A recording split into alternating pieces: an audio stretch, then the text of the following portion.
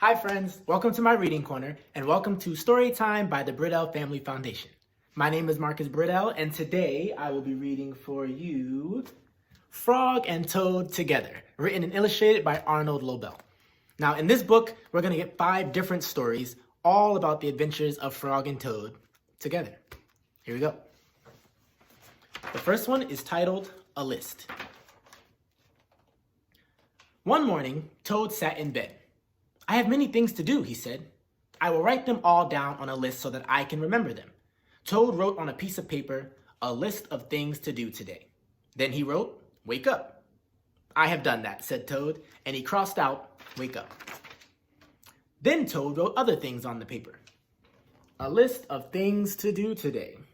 Wake up, eat breakfast, get dressed, go to Frog's house, take walk with Frog, eat lunch, take nap, play games with Frog, eat supper, go to sleep. "There," said Toad. "Now my day is all written down." He got out of bed and had something to eat. Then Toad crossed out, "Eat breakfast." Toad took his clothes out of the closet and put them on. Then he crossed out, "Get dressed." Toad put the list in his pocket. He opened the door and walked out into the morning. Soon Toad was at Frog's front door.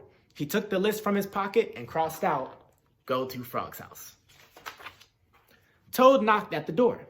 "Hello," said Frog. "Look at my list of things to do," said Toad. "Oh," said Frog, "that is very nice."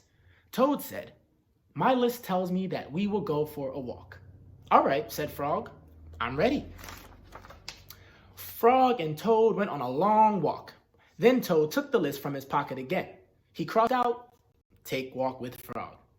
Just then there was a strong wind. It blew the list out of Toad's hand. The list blew high up into the air. "Help!" cried Toad. "My list is blowing away. What will I do without my list?" "Hurry," said Frog. "We will run and catch it." "No," shouted Toad, "I cannot do that." "Why not?" asked Frog. "Because," wailed Toad, "running after my list is not one of the things that I wrote on my list of things to do." Frog ran after the list. He ran over hills and swamps, but the list blew on and on. At last, Frog came back to Toad. "I'm sorry," gasped Frog, "but I could not catch your list." "Blah," said Toad. "I cannot remember any of the things that were on my list of things to do. I will just have to sit here and do nothing," said Toad. Toad sat and did nothing. Frog sat with him. After a long time, Frog said, "Toad, it's getting dark. We should be going to sleep now." "Go to sleep," shouted Toad. "That was the last thing on my list." Toad wrote on the ground with a stick, "Go to sleep." Then he crossed out, "Go to sleep." "There," said Toad. "Now my day is all crossed out." "I am glad," said Frog. Then Frog and Toad went right to sleep. Our next story is called The Garden. Frog was in his garden. Toad came walking by. "What a fine garden you have, Frog," he said. "Yes," said Frog, "it is very nice, but it was hard work." "I wish I had a garden," said Toad. "Here are some flower seeds. Plant them in the ground," said Frog, "and soon you will have a garden." "How soon?" asked Toad. "Quite soon," said Frog. Toad ran home. He planted the flower seeds. "Now seeds," said Toad, "start growing." Toad walked up and down a few times. The seeds did not start to grow. Toad put his head close to the ground and said loudly, "Now seeds, start growing." Toad looked at the ground again. The seeds did not start to grow. Toad put his head very close to the ground and shouted, "Now seeds, start growing." Frog came running up the path. "What is all this noise?" he asked. "My seeds will not grow," said Toad. "You are shouting too much," said Frog. "These poor seeds are afraid to grow." "My seeds are afraid to grow?" asked Toad. "Of course," said Frog. "Leave them alone for a few days. Let the sun shine on them. Let the rain fall on them. Soon, your seeds will start to grow." That night, Toad looked out of his window. "Drat," said Toad. "My seeds have not started to grow. They must be afraid of the dark." Toad went out to his garden with some candles. "I will read the seeds a story," said Toad. "Then they will not be afraid." Toad read a long story to his seeds. All the next day, Toad sang songs to his seeds. And all the next day, Toad read poems to his seeds. And all the next day, Toad played music for his seeds. Toad looked at the ground. The seed still did not start to grow. "What shall I do?" cried Toad. "These must be the most frightened seeds in the world." Then Toad felt very tired and he fell asleep. "Toad, Toad, wake up," said Frog. "Look at your garden." Toad looked at his garden. Little green plants were coming up out of the ground. "At last," shouted Toad. "My seeds have stopped being afraid to grow, and now you will have a nice garden too," said Frog. "Yes," said Toad, "but you were right, Frog. It was very hard work." Our next story is called Cookies.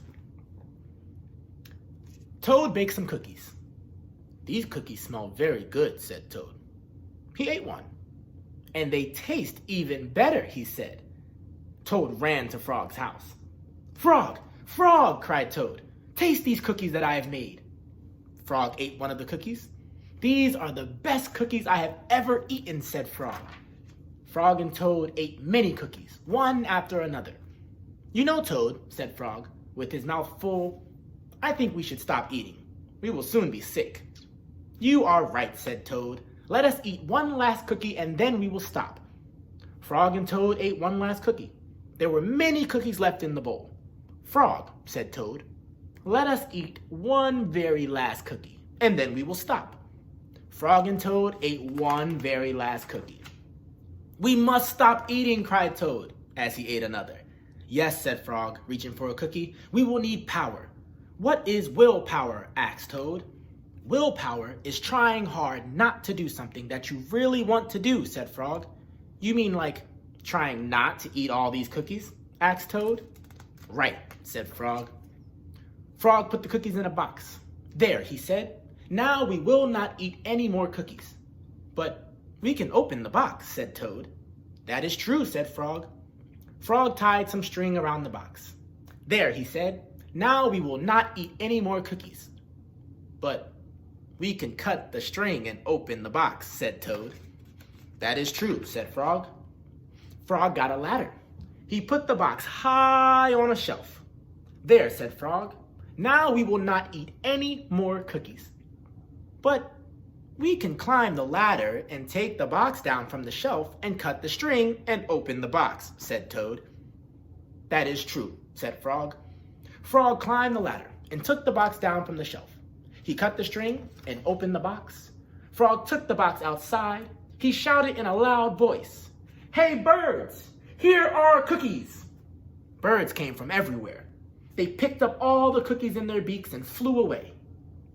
"Now we have no more cookies to eat," said Toad sadly. "Not even one." "Yes," said Frog, "but we have lots and lots of willpower."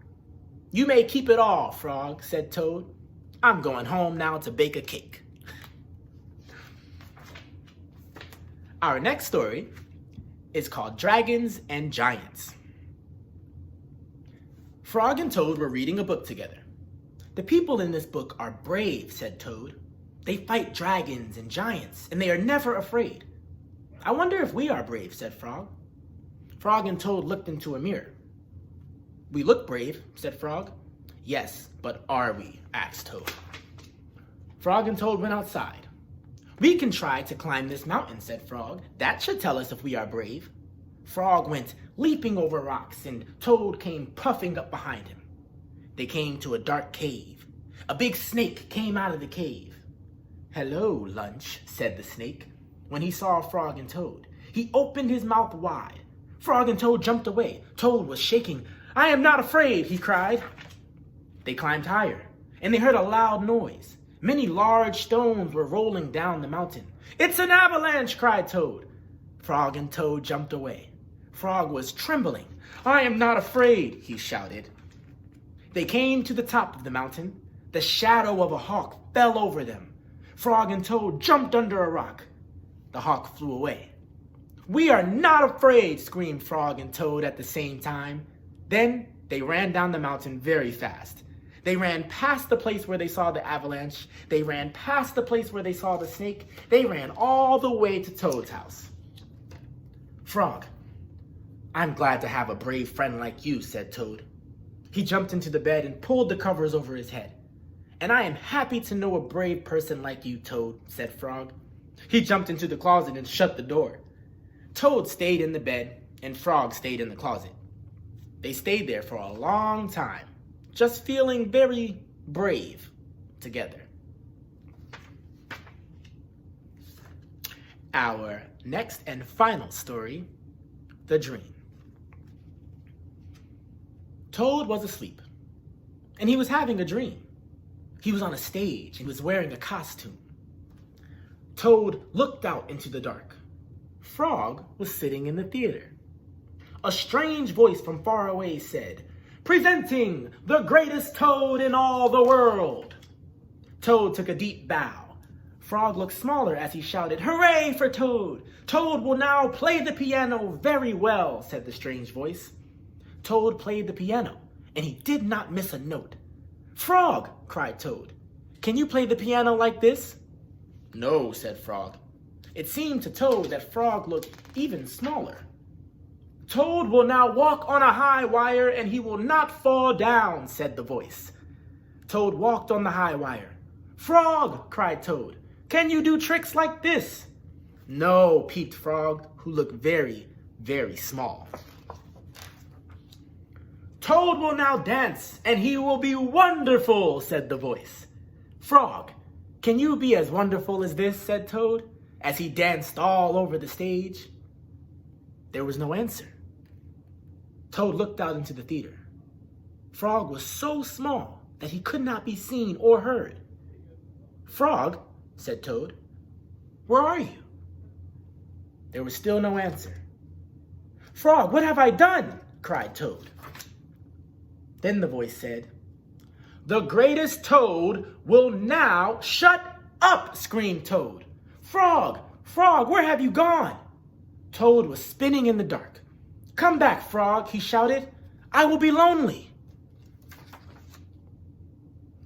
"I'm right here," said Frog. Frog was standing near Toad's bed. "Wake up, Toad," he said. "Frog, is that really you?" said Toad. "Of course it is me," said Frog. "And are you your own right size?" asked Toad. "Yes, I think so," said Frog. Toad looked at the sunshine coming through the window. "Frog," he said, "I'm so glad that you came over." "I always do," said Frog. Then Frog and Toad ate a big breakfast, and after that, they spent a fine, long day together. The end. Thank you for joining me in my story corner for story time with the Briddell Family Foundation. Please click subscribe for more videos like this and continue reading because remember, reading is fun. Bye.